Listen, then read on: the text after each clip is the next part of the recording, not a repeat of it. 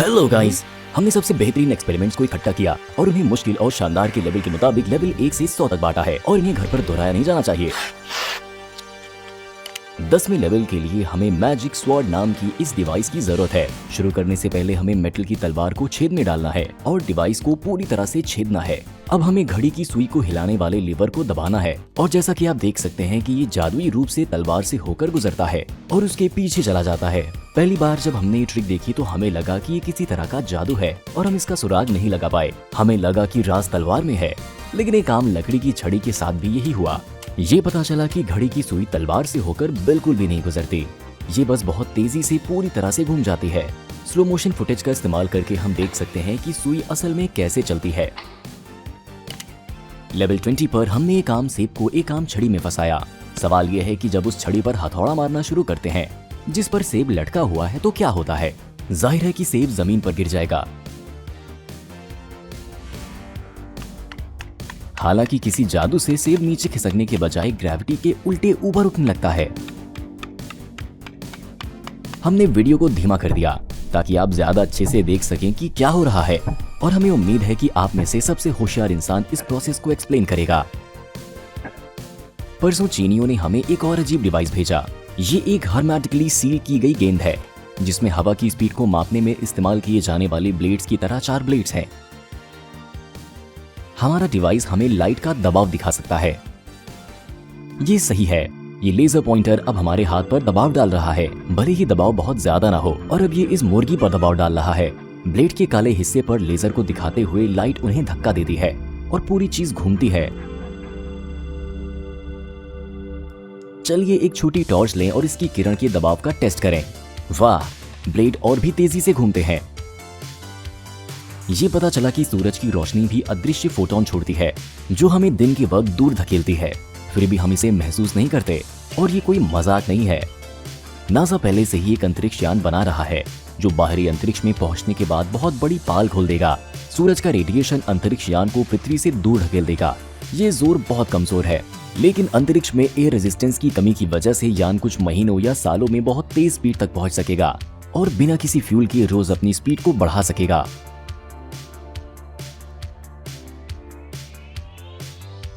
Level 40। इस experiment के लिए हमें एक लाल बैटरी और आम केबल का एक टुकड़ा चाहिए जिससे हमें एक पतला तार निकालना है। 2 ब्रांच वाला एक बराबर गोला बनाने के लिए हमें कई बार मार्कर पर घुमाना है। अब वही मार्कर लेकर हर ब्रांच के एक तरफ पेंट लगाना है। इसके बाद हमें 2 सेफ्टी पिन और डक्ट टेप के एक टुकड़ी की जरूरत है ताकि उन्हें दोनों टर्मिनलों पर लगाया जा सके जैसा कि वीडियो में दिखाया गया है। आखिर में हमें बैटरी में एक छोटा चुंबक लगाना होगा। सिर्फ एक ही चीज बची है, तार को मेटल की सेफ्टी पिन में डालना और कॉइल में थोड़ा धक्का देना जिससे शायद दुनिया की सबसे आदिम इलेक्ट्रिक मोटर बन जाए जिसे कोई भी आसानी से बना सकता है। 50वें लेवल पर हमें कोक का एक एल्युमिनियम कैन चाहिए, एक खाली कैन और कुछ बर्फ के साथ पानी का एक छोटा कंटेनर। इसके बाद हमें कैंपिंग गैस स्टोव लेंगे जो जल सकता है। कैन में थोड़ा पानी डालना है और उसे आग पर रख देना है। 1 मिनट के भीतर पानी उबलने लगता है और कैन से भाप निकलने लगती है। ऐसा तब होता है जब हम कैन को उल्टा करके पानी में डुबोते हैं। ये एक जाना माना एक्सपेरिमेंट है, लेकिन हम इसे और बेहतर बनाना चाहते हैं ताकि ज्यादा असरदार नतीजा मिल सके। रिंग को खींचकर कैन को खोलने के बजाय हम स्क्रू ड्राइवर का इस्तेमाल करके 2 छोटे छेद करेंगे, बस इतना ही कि उसमें से लिक्विड निकल जाए। अब हम सभी काम दोहराएंगे और कैन क्लासिक वर्जन के मुकाबले ज्यादा मजबूती से चपटा हो जाएगा। इसकी वजह यह है कि वाटर वेपर के ठंडा होने के दौरान ये तेजी से कम हो जाता है और नेगेटिव प्रेशर कैन को दबा देता है। अगले एक्सपेरिमेंट के लिए हमें एक लकड़ी का प्लेटफॉर्म और फ्रीजर से एक आइस क्यूब चाहिए। फिर हम पतले मेटल के तार का एक लूप लेंगे, इसे बर्फ के टुकड़े पर रखेंगे और लूप के नीचे कुछ वजन लटकाएंगे, जितना ज्यादा उतना अच्छा। कुछ ही सेकंड्स में हम तार को बर्फ को काटते हुए और इसे 2 हिस्सों में बांटते हुए देख सकते हैं। हालांकि बर्फ में हैरत अंगेज रीजनरेटिव प्रॉपर्टी होती है जिसकी बदौलत पिघला हुआ पानी कट को भर देता है और तुरंत जम जाता है, जिससे एक ठोस स्ट्रक्चर बन जाता है जिसे किसी भी तरह से अलग नहीं किया जा सकता।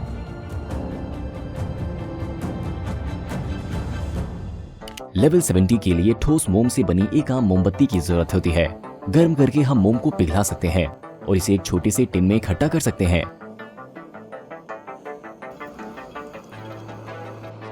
हम पेशेवर हैं, इसीलिए हम बिना चश्मे, सेफ्टी ग्लव्स और एक स्मार्ट बिल्ली के एक्सपेरिमेंट नहीं कर सकते हैं, जो प्रोसेस की देखरेख करने के लिए सभी सेफ्टी रूल्स को जानती हो। जब एक खास टेम्परेचर पर गर्म किया हुआ मोम पानी के कांटेक्ट में आता है, ये अपने आप जल उठता है। यकीन नहीं होता। शायद आप सोचेंगे कि पानी से लौ बुझ जानी चाहिए और इसके होने की चांस कम हो जानी चाहिए, लेकिन मोम के मामले में ये बिल्कुल उल्टा है। गर्म मोम की सतह पर गिरने वाली पानी की बूंदें तुरंत उबल जाती हैं और माइक्रो पार्टिकल्स को हवा में फेंक देती हैं, जहां उनका ऑक्सीजन के साथ और भी ज्यादा कांटेक्ट होता है और वो आसानी से जल जाते हैं, जिसके नतीजे में ऐसा बेहतरीन इफेक्ट होता है।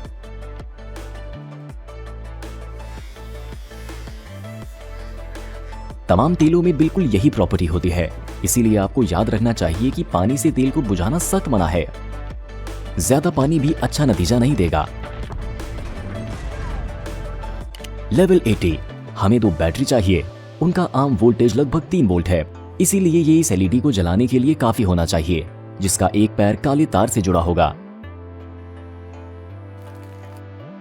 इसके बाद हमें 2 चम्मच, एक छोटा कंटेनर और एक आम एल्युमिनियम फॉइल चाहिए। हमें इसे छोटे छोटे टुकड़ों में फाड़ना होगा और अपने कंटेनर को लगभग पूरी तरह से भरने के लिए बहुत सारी छोटी छोटी गेंदें बनानी होगी। अब हम वीडियो में दिखाए मुताबिक गेंदों में 2 चम्मच डुबोएंगे और आखिर में ऐसे क्लैंप की मदद से एलईडी, बैटरी और चम्मच को एक बंद सर्किट में कनेक्ट करेंगे। सब कुछ टेस्ट के लिए तैयार है। हमने सबसे आसान रिमोट कंट्रोल बनाया है, जो हमें बिना किसी चीज को छुए हवा के जरिए एलईडी चालू करने देगा। ऐसा करने के लिए हमें एक लाइटर की जरूरत है, यानी ये हिस्सा जो एक छोटा इलेक्ट्रिकल डिस्चार्ज छोड़ता है। चिंगारी के साथ ये एक रेडियो सिग्नल छोड़ता है, जो सर्किट को बंद कर देता है और किसी समझ से परे तरीके से एलईडी को जला देता है। सर्किट को खोलने और एलईडी को बंद करने के लिए बस टेबल की सतह पर हल्का सा छूना है। यकीन नहीं होता। हमें नहीं पता कि ये कैसे काम करता है, लेकिन ये काम करता है। लेवल 90 के एक्सपेरिमेंट के लिए तैयार हो जाइए। इस बार हम पिछली बार की तरह कोक से नहीं, बल्कि मीठे और टेस्टी तरबूज से जादुई गेंदें बनाने की कोशिश करेंगे। सबसे पहले हमें सारा गूदा निकालकर एक छोटे कंटेनर में डालना होगा। ब्लेंडर का इस्तेमाल करके हम इसे तरबूज की स्मूदी में बदल देंगे। बड़े अंशों से छुटकारा पाने के लिए हमें इसे एक छलनी से छान लेना है। अगला स्टेप स्मूदी और पानी में सफेद पाउडर मिलाना है, जिसमें हम बॉक्स डालेंगे। आखिर में हम तरबूज की प्योरी को स्कूप करने के लिए एक बड़े चम्मच का इस्तेमाल करेंगे और इसे कैल्शियम लैक्टेट वाले पानी में ध्यान से डालेंगे। 5 मिनट में गोले में एक खोल आ जाएगा और हम अपनी छोटी तरबूज की बॉल निकाल सकते हैं। ये बहुत बढ़िया लग रहा है और हमें उम्मीद है कि इसका टेस्ट भी अच्छा होगा। चलिए खोल को काटें ताकि ये पक्का हो सके कि ये अभी भी अंदर से लिक्विड है। तरबूज की प्यूरी थोड़ी गाढ़ी हो गई है, लेकिन इसका टेस्ट नहीं खोया है। हमने बचे हुए गूदे से बहुत सारी छोटी बॉल्स बनाई और उन्हें तरबूज के एक हिस्से में वापस रख दिया। हमारी राय में ये बहुत अच्छा और अनोखा लग रहा है। हमने उन्हें पानी में थोड़ी देर और रखा और खोल इतने सख्त हो गए कि अब उन्हें मुश्किल से दबाया जा सकता है। आखिर में सबसे मुश्किल एक्सपेरिमेंट के लिए हमें 4 पावरफुल AA बैटरीज की जरूरत है। साथ ही हमने $1 में 2 मगरमच्छ क्लिप खरीदे और अब उनमें 2 तांबे के तार जोड़ने का वक्त है। इसके बाद हमें इस छोटे से बोर्ड में एक दूसरे से लगभग 2 सेंटीमीटर की दूरी तक 2 कीलें ठोकेंगे और उन पर तारों वाले मगरमच्छ क्लिप लगा देंगे। उसके बाद हम किसी भी पेंसिल या एक पतली ग्रेफाइट रॉड लेंगे और इसे मगरमच्छों के बीच दबा देंगे। एक बार जब हम बिजली की सप्लाई को जोड़ देंगे तो इलेक्ट्रिक करंट रॉड पर आ जाता है और इसे इतनी तेजी से गर्म करता है कि ये चमकने लगता है। चमकती हुई रॉड के कुछ कण हवा में फूटते हैं। ये शानदार लगता है। साथ ही ये प्रोसेस रॉड को ऑक्सीडाइज करता है और इसे इस तरह मॉलिक्यूल्स में बांटता है जब तक ये टूट न जाए। इन हालातों में एक रॉड लगभग 30 सेकंड तक चमक सकता है। इसकी वजह ऑक्सीजन की सप्लाई है। तो क्या होगा अगर हम इसे हटाने की कोशिश करें?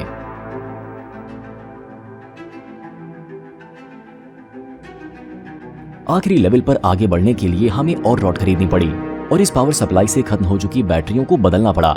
इस मामले में हम बोर्ड को मगरमच्छ क्लिप के साथ एक छोटे कांच के जार के ढक्कन के अंदर माउंट करेंगे।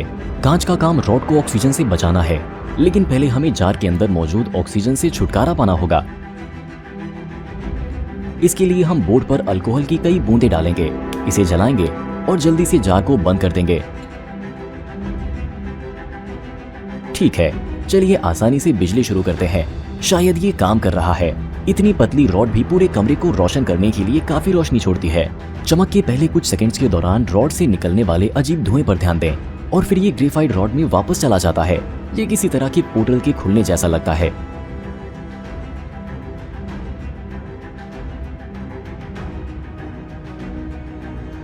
अगर आपको इस तरह का वीडियो पसंद आया तो प्लीज इसे लाइक और कमेंट करें। आखिर हम कैसे पता लगा पाएंगे कि आपको ये पसंद आया?